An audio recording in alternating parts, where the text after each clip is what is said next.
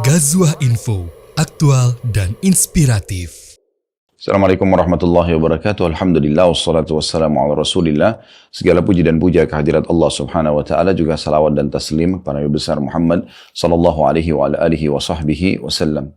Di bulan Februari ini, bulan yang spesial di mana Allah Subhanahu wa taala memudahkan kami melakukan tur dakwah, undangan dari teman-teman di Abu Dhabi dan Dubai, dan pada kesempatan ini di pagi yang cerah kami dimudahkan oleh Allah SWT bertemu dengan Bapak Dubes kita di Abu Dhabi, Bapak Hussein Bagis, dan mungkin pada pertemuan ini kita akan coba mumpung Allah SWT mudahkan di sini mengetahui tentang beliau, kegiatannya, dan juga bagaimana urusan diplomasi antara Indonesia sama Abu Dhabi, serta seperti apa kira-kira kiprah-kiprah yang sudah ada, baik itu pemberian misalnya dari pemerintah Abu Dhabi sendiri atau UAE kepada Indonesia atau sebaliknya. Assalamualaikum Pak Hussein. Waalaikumsalam. Mana kabar antum ya? Baik, Pak. Jazakallah khair, waktu sudah dilowongkan. Terima kasih. Mungkin bisa kami tahu Pak Hussein, mungkin antum asalnya dari mana, sudah berapa lama bertugas, sebelumnya mungkin di negara mana, biar teman-teman tahu. Baik, terima kasih. Assalamualaikum warahmatullahi wabarakatuh. Saya Hussein Bagis, asli dari Lombok, Nusa Tenggara Barat. Dan saya alhamdulillah bekerja di Lombok cukup lama. Dan waktu saya di Lombok, saya punya keinginan gimana cara untuk kerja di Jakarta. Jadi di Jakarta, setelah sampai di Jakarta saya bisa pindah, kepingin caranya bisa kerja di luar negeri. Malu manusia punya sifat seperti itulah. Akhirnya saya dapat kuliah di Jepang 2 tahun. Nah dari Jepang oleh Jakarta, saya balik ke Jakarta, dari Jepang ke Jakarta. Jakarta kurang lebih 2 tahun. Di tahun berapa itu Pak ya kira-kira? Saya S2-nya di Tokyo tahun 90. 92 saya ke Jakarta. Dan ke Jakarta saya 3 tahun di Jakarta langsung dipromosikan atas perdagangan di Kairo. Jadi saya di 95 sampai 2001 atas perdagangan di Kairo, dan itu merubah pola hidup saya karena banyak bergaul sama orang Arab di Kairo.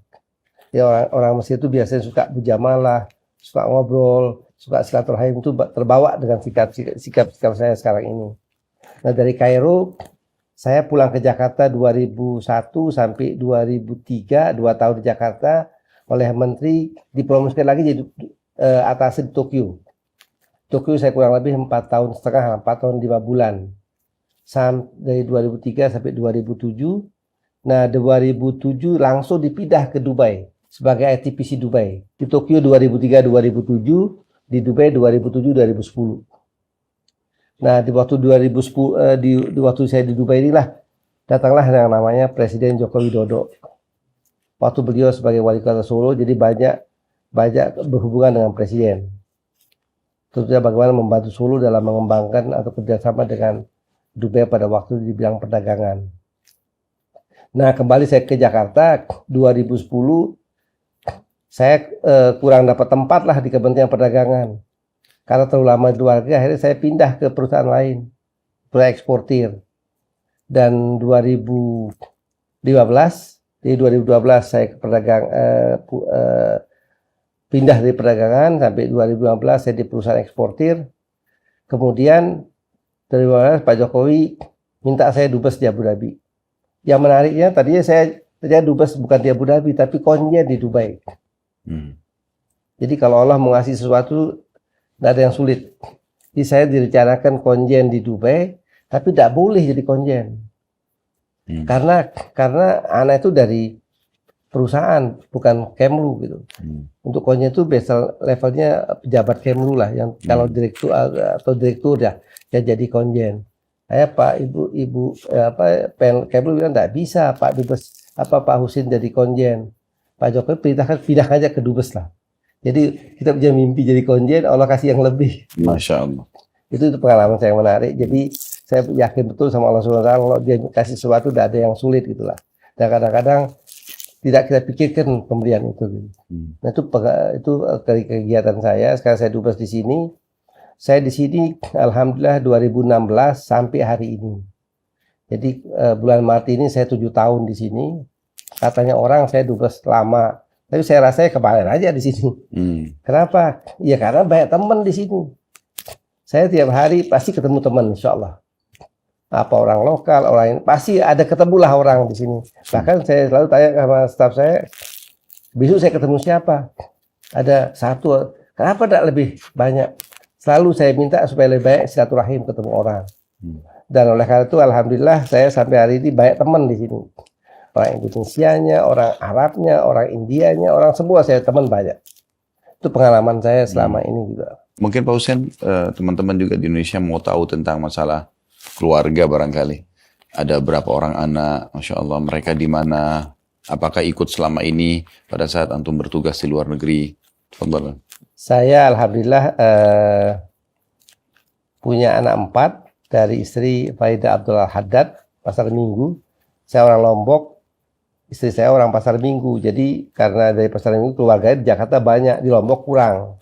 Kalau saya kebalik, saya di Lombok banyak keluarga, di Jakarta kurang. Kalau di Jakarta keluarga saya banyak pedagang gaharu. Gaharu, minyak gaharu itu keluarga bagus semua anak-anak muda. Dan saya alhamdulillah tinggal di Jakarta di Condet, dekat juga dengan rumahnya Ustaz Halid. Tetangga berarti Pak? Iya, saya di Pondok Dian. Jadi saya punya anak 4. Yang pertama Zaki, sudah berkeluarga, sudah punya anak 3. Yang kedua Fatimah, sudah punya anak putri juga 2. Yang ketiga Lutfi, sudah punya putra juga, namanya Nahyan. Yang ketiga itu namanya Nahyan, anak cucu yang ke-6. Masya Allah. Saya tanya sama Ustaz Kulis, apa artinya Nahyan? Katanya Nahyan itu yang puncak di atas puncak katanya. Masya Allah. Alhamdulillah. Jadi situ maunya saya punya. Yang keempat Fahmi, belum kawin. Mudah-mudahan mohon jodoh, mudah-mudahan Taudi bisa berumah tangga. Insya Allah. Dan semua udah kerja di Jakarta. Dari 4 orang ini, 3 kerja di perusahaan Emirat Arab. Pertama di perusahaan Masdar, Renewable Energy. Yang kedua di perusahaannya dulu, Retail. Yang ketiga di Mubadalah Energi. Masya Allah. Alhamdulillah. Allah ibarik. Amin. Mohon doanya Ustaz. Nah, mudah-mudahan Allah berkahi dan insya Allah jadi anak-anak yang berbakti buat agama, buat orang tua, juga buat negara insya Allah. Insya Allah. Baik Pak Hussein, ini kan ada hubungan nih yang kelihatan sangat baik antara Indonesia sama UAE, terutama di Abu Dhabi pada saat Pak Hussein jadi dubes di sini. Apa saja nih yang sudah terjalin hubungan yang baik, apakah dari sisi ekonomi, sisi politik, atau militer, ataupun yang lainnya misalnya? Kalau boleh jelaskan hubungan kedua negara, sekarang ini istilahnya puncak-puncaknya hubungan yang keemasan lah antara UAE dan Indonesia. Maksudnya keemasan karena di antara hubungan itu yang lebih nampak Pak Jokowi sering datang kemari. Tidak mesti datang kemari, tapi sering juga telepon. Dan ini tentunya membawa pengaruh yang sangat besar terhadap hubungan kedua negara. Dan akibat dari hubungan baik ini, alhamdulillah kita ketahui di bidang politik, misalnya sekarang ini Indonesia dan UAE sudah cair sekali. Artinya kalau ada dukung-mendukung di lembaga-lembaga internasional dan sebagainya, biasanya Indonesia mendukung maunya UAE, juga UAE mendukung maunya Indonesia. Jadi tidak ada masalah, cair sekali. Masya Allah. Tapi di luar itu yang namanya ekonomi terdiri dari trading, perdagangan, terus kedua investasi, ketiga tourism. Nah di bidang perdagangan, alhamdulillah kita ekspor kita bagus juga kemari, kurang lebih hubungan kedua negara sekitar 4,5 miliar. Jadi kita ekspor 2 miliar, kita impor 2,5 miliar. Kita masih defisit lah, sekitar 500 juta dolar. Nah oleh karena itu Pak Jokowi kepingin gimana caranya supaya jangan ada defisit Pak Dubes. Berimbang. Bukan berimbang, kalau bisa lebih besar Indonesia. Akhirnya sepakat beliau-beliau ini membuat namanya SEPA. SEPA itu perjanjian perdagangan kedua negara untuk pengurangan hambatan tarif. Sudah dibuat SEPA-nya sama Indonesia UAE sudah ada. Tapi yang jadi masalah sekarang ini, SEPA itu akan berlaku kalau sudah diratifikasi oleh parlemen. UAE sudah ratifikasi, Indonesia kadang-kadang maunya DPR, kadang-kadang maunya Menko Perekonomian, masih belum. Jadi kita lagi desak Jakarta kalau bisa sebelum Lebaran ini diratifikasi oleh pemerintah Indonesia melalui Perpres atau apa nama yang lain, sehingga begitu ratifikasi langsung berlaku. Nah, berlaku langsung ekspor itu akan berubah karena tarif langsung banyak kurang. Insya Allah. Nah, itu kita harapkan seperti itu untuk perdagangan. Untuk investasi, Hisainas ini menyarankan ke Presiden Jokowi gimana caranya supaya orang banyak investasi di negara saya. Oleh Hisainas dianjurkan buat aja namanya Sovereign Wealth Fund Indonesia. Oke, kata Pak Jokowi, dibuat yang namanya sekarang ini di Indonesia INA, Indonesian Investment Authority. Nah, untuk membuat ini Pak Presiden Jokowi minta kepada Hisainas tolong guidance kita pembentukan ini. Ada di Abu Dhabi namanya ADIA, Abu Dhabi Investment Authority, yang punya kurang lebih 900 miliar dolar investasi di luar negeri, yang nama ADIA. Nah, ADIA ini yang guidance INA ini terbentuk kira-kira 6 bulan 7 bulan. Sampai terbentuk sekarang INA namanya. Nah, karena ada INA ini bukan saja dia dihormati sama UAE, tapi sama dunia. Sama Kanada, asuransi Kanada, JBIC Jepang, Belanda, Amerika, semua respect INA sekarang. Karena dibentuk sama Abu Dhabi. Di guidance lah. Jadi memang kalau kita lihat orang-orangnya profesional sekali lah. Nah, dengan ada INA ini banyak proyek sekarang mulai muncul. Ada proyek pelabuhan, ada proyek jalan tol, ada proyek yang kayak Gojek itulah apa namanya Transportasi. Alhasil banyak lah proyek-proyek kita sekarang di investasi dari UAE ke Indonesia, termasuk solar energi juga dengan Pertamina, kemudian ada juga dengan PLN, banyaklah proyek-proyek sekarang yang sedang berjalan. Itu yang bicara dengan tourism. Kalau promosi wisata kita lagi galakkan sekarang supaya antum tahu sekarang ini dari Emirates itu kalau tidak salah 4 kali ke Jakarta, ke Indonesia. Rencana nanti bulan Juni lagi tambah lagi 1 Airbus ke 380 ke Bali. Jadi lebih banyak. Intinya kalau saya bilang sama teman-teman Jakarta, kalau pesawat Emirates Etihad banyak ke Jakarta, pasti turis banyak. Itu aja saya bilang. Ya. Pariwisata berarti. Ya, jadi dari Abu Dhabi insya Allah 1 Oktober ada tambahan pesawat lagi sehingga 2 pesawat. Jadi akan banyak lah insya Allah tahun ini kunjungan wisata ke UAE, ke Indonesia. Kalau hubungan antara masyarakat Indonesia di sini sama masyarakat lokal secara umum gitu. Nah ini menarik nih. Banyak orang bertanya bagaimana dampak hubungan kenegaraan atau hubungan persahabatan antara Presiden Joko Widodo dan MBZ. Yang kita rasakan kalau kita ketemu TKW di sini atau pekerja rumah tangga, mereka juga respect. Karena mereka lebih dihargai sekarang dibanding sebelumnya. Karena mereka selalu lihat di koran-koran, di TV, bagaimana hubungan baik kedua negara.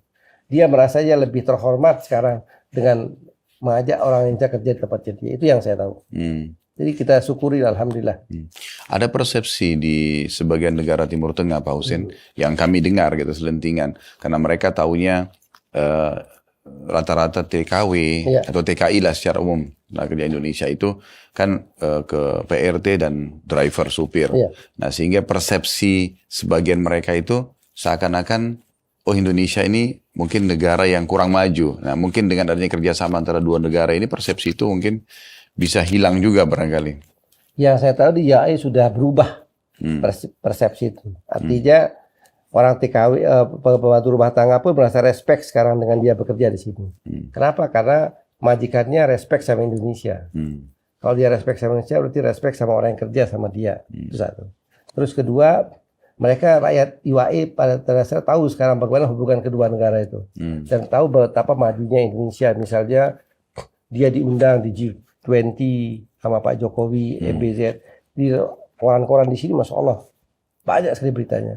Kemudian dia tahu juga hubungan investasi, perdagangan. Jadi istilahnya untuk UAE kita sudah beda lah dengan Arab yang lain. Jadi mereka respect sama Indonesia. Kalau orang-orang kita sendiri di sini, Pak Husin, apa yang selama ini yang berinteraksi, yang interaksi antara mereka sama KBRI, selain misalnya perpanjangan paspor? Kalau masyarakat di sini, alhamdulillah kita sering ketemu semua masyarakat. Ada kelompoknya yang Muslim, ada non-Muslim. Saya sering ketemu mereka. Dan kita sering aktif dalam kegiatan keagamaan juga atau perayaan keagamaan kita ikut hadir. Kemudian kalau saya sih suka berhubungan juga dengan mereka. Jadi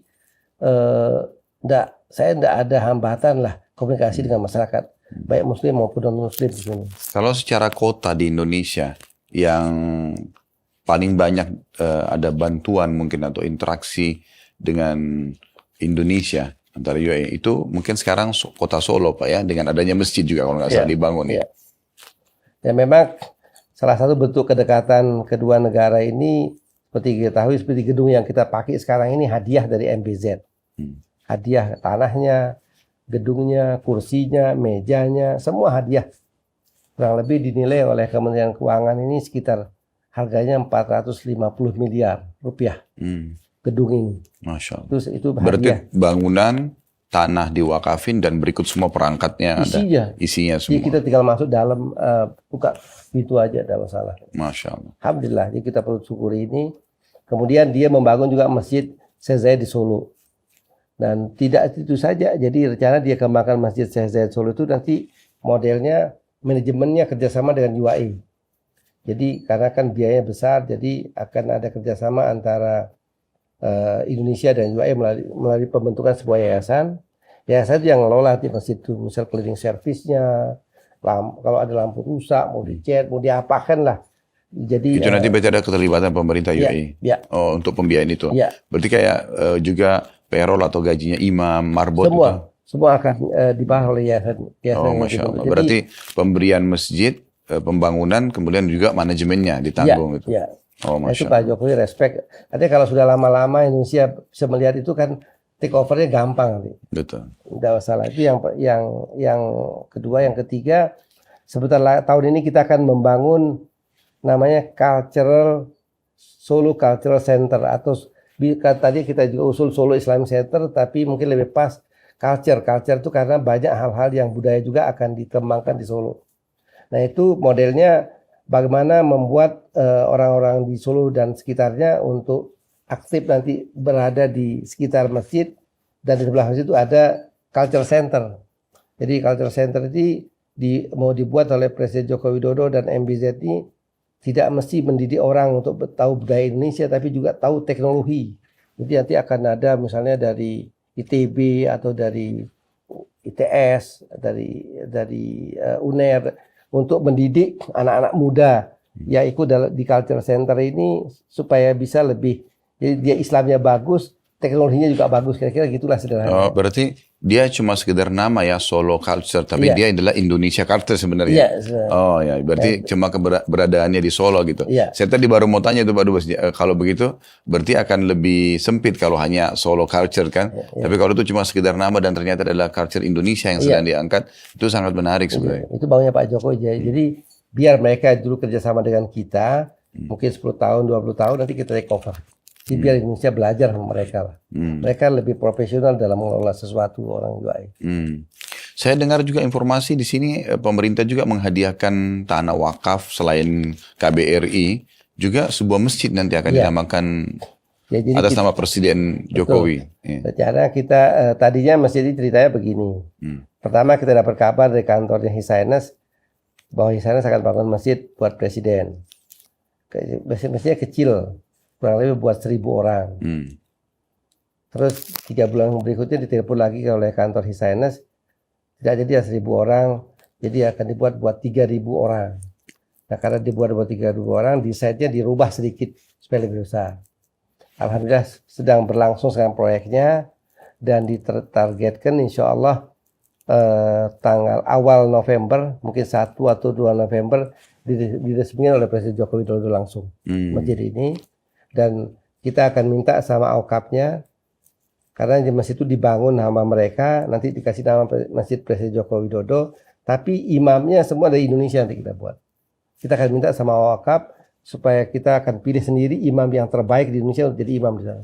Masya Allah. Jadi orang-orang di sini ya kalau Jumat ke sana lebih dekat. Oh iya. Berarti dia masjid terbuka umum, hanya memang wakaf, atas nama Presiden kita. Jadi alhamdulillah kita bangga lah dengan Presiden Joko Widodo. Baik, mungkin terakhir Pak Hussein, berhubungan dengan kedepannya, kira-kira apa nih yang sedang diprogramkan kelanjutan tentang program-program yang sudah ada tadi yang disebutkan itu ke depannya. Misalnya mungkin ada target 1-2 tahun ke depan ini akan ada proyek ini, mungkin selanjutnya ada proyek ini, jangka panjang dari kerjasama ini. Ya, jadi catatan kami sering sampaikan ke Jakarta juga bahwa bagaimana kedekatan ini ada wujud nyatanya gitu.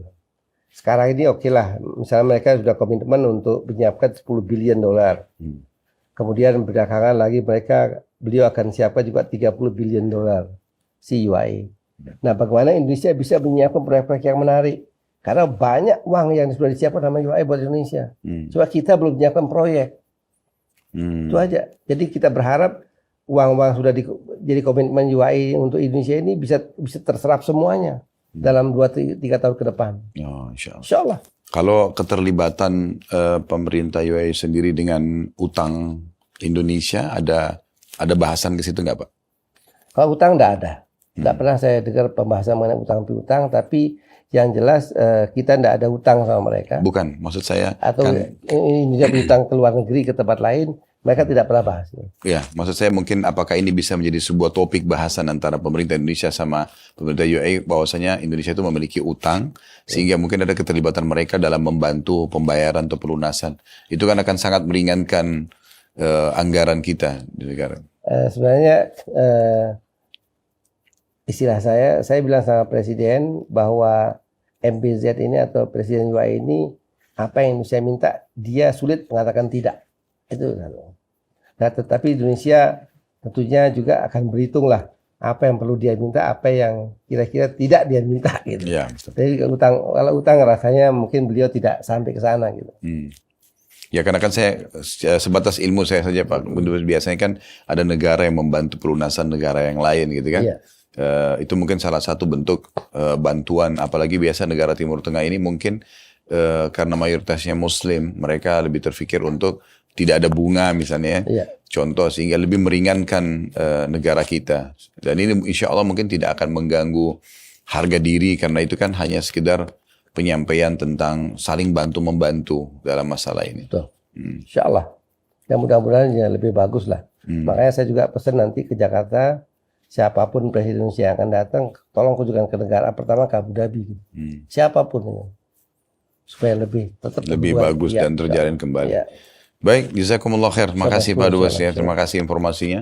Begitu teman-teman sekalian, tadi Pak Hussein Bagis sudah memaparkan panjang lebar tentang hal-hal yang berhubungan kerjasama antara Indonesia sama UAE, dan juga harapan ke depannya, termasuk nanti siapapun yang jadi presiden untuk selalu melanjutkan hubungan yang baik yang sudah terjalin. Dan kita tentu berharap semua negara-negara lain pun dan orang-orang bapak-bapak kita, Pak Dubes yang sudah diamanahkan di setiap negara juga sama bisa selalu menjalin hubungan yang baik, supaya nama Indonesia selalu terus harum, dan insya Allah mereka lebih mengenal kultur kita, mengenal tentang potensi yang ada dalam negara kita, sehingga akhirnya bisa lebih memakmurkan lah ya harapan kita, negara kita. Baik, begitu saja teman-teman sekalian. Semoga informasi ini bermanfaat. Subhanakallahumma bihamdika, asyhadu an la ilaha illa anta astaghfiruka wa atubu ilaik. Wassalamualaikum warahmatullahi wabarakatuh. Ghazwah Info, aktual dan inspiratif.